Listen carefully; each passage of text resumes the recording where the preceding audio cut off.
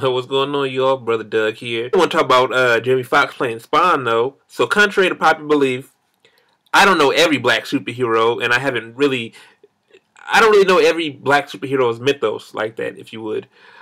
People think just because I'm black that I know every black superhero. Like, no, just because he's black don't mean I know his backstory. Like, I'm still reading some of the Static comics. Now, contrary to popular belief, I don't really know much about Spawn, to be honest, but I had the first issue, the director's cut from Todd McFarlane on Comixology. Y'all know how I'm about digital comics, but, when it's free, you go for it. Hey, I don't turn down nothing but my collar.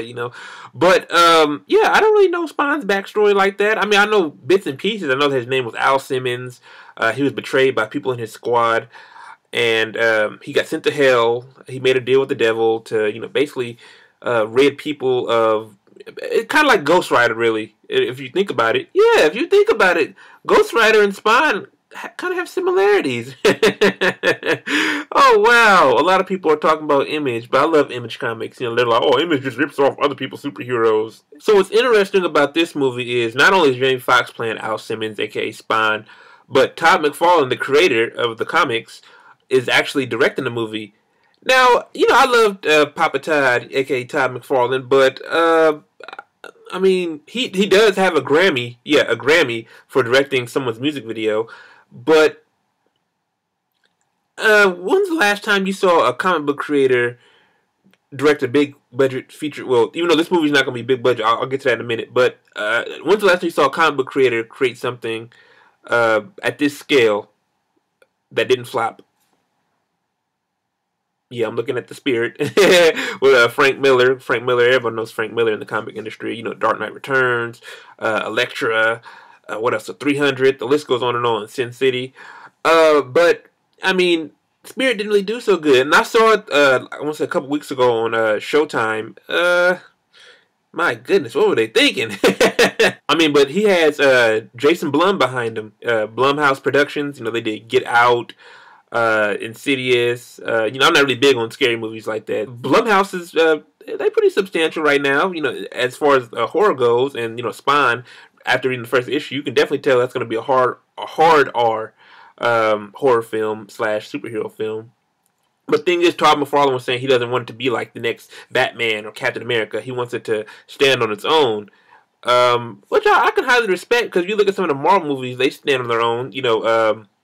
Let's see. Captain America 2, Winter Soldier, was kind of like a political thriller / superhero film. Dark Knight was a superhero film / basic action film. Just with imagine James Bond with a cape, if you would, a cape and a cowl. So with any casting announcement, I'm always reading through the comment sections, whether on Twitter or Facebook or even on the actual articles. People are like, oh, it should have been Idris Elba. Oh, how come they couldn't have cast Michael Jai White, who played Spawn 21 years ago, in the 1997 film.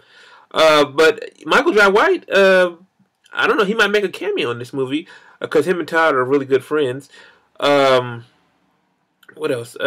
And for Idris Elba, how come every time there's a black character and another black actor gets cast as that black character, everyone always brings up Idris Elba? Like, motherfucker, there's other black actors in fucking Hollywood. Green Lantern, Jon Stewart. Oh, Idris Elba. Who else? Just a plethora of other black characters. Like T'Challa, prior to Chadwick Boseman being cast. Oh, they should just have him play Heimdall and T'Challa. There's other black actors, right? Now, the last comic book movie that Jamie Foxx starred in was Amazing Spider-Man 2, and he played Electro. Another film where they said, oh, Idris Elba should have played. Oh, wow. So, yeah, about that, even though it was Amazing Spider-Man 2 was okay in terms of box office success, but, it didn't really... Well, you see how the end result, that he got rebooted and implemented into the MCU, the MCU,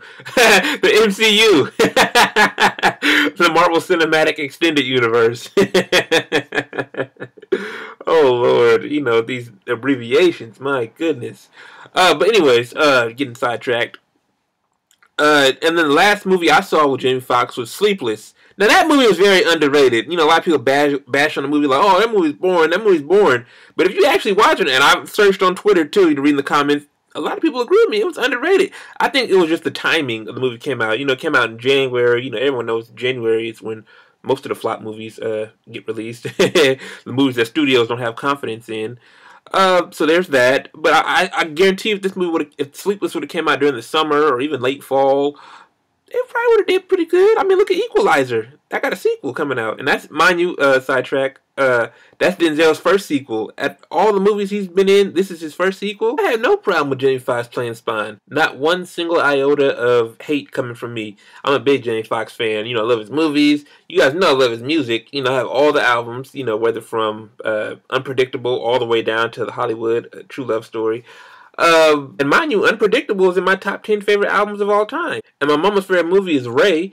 And admittedly, if you watch Ray, you forget that it's Jamie Foxx. Like, oh yeah, that's Jamie Foxx. That's not Ray Charles. So that's what I think about Jamie Foxx and Todd McFarlane doing this Spawn reboot. What are your thoughts? Let me know in the comments below. Make sure you like the video, share the video, subscribe, follow me on Facebook, Twitter, Instagram, and like always, deuces.